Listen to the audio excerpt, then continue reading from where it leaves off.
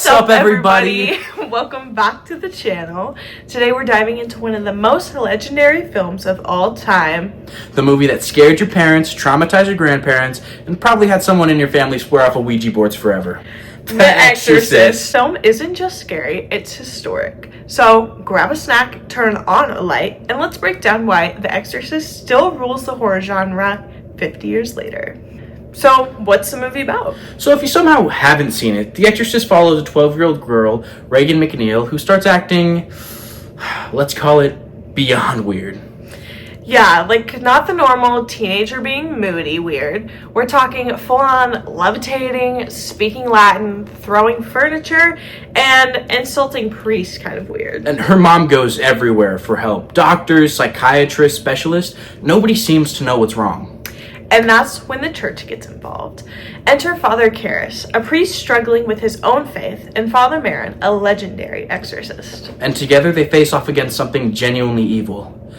And genuinely creepy. So, Kenna, why was this movie a big deal?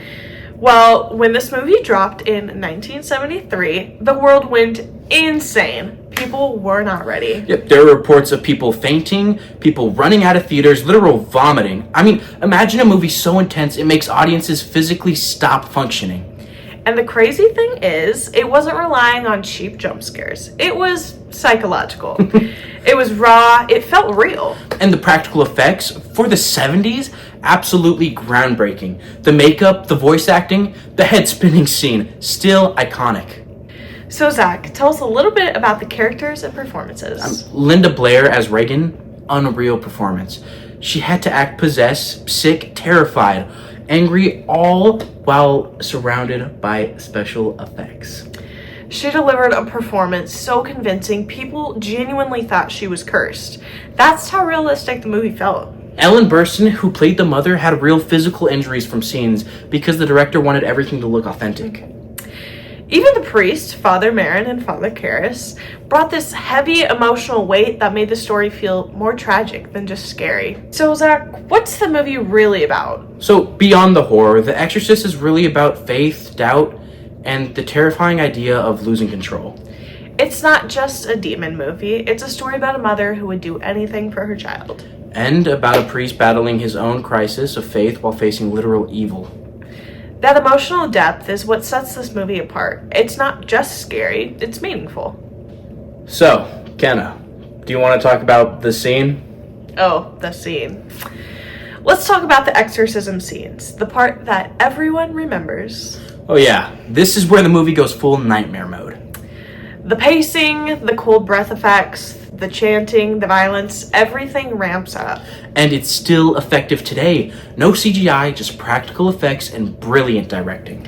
That final showdown between Father Karras and the demon still gives me chills. So, how does it hold up today? What makes The Exorcist timeless is how grounded it really feels. It doesn't feel like a typical horror movie. It feels like a drama that slowly becomes a nightmare. And modern horror still borrows from it. Slow builds, character-driven storytelling, religious symbols, and even certain camera shots. If a movie made in 1973 can still scare people in 2025, that says everything. Oh, Kenna, as we're nearing the end of the video, what were your thoughts about the movie? I definitely thought this was a fun one. It's nice to finally watch it and to kind of understand all the hype around it.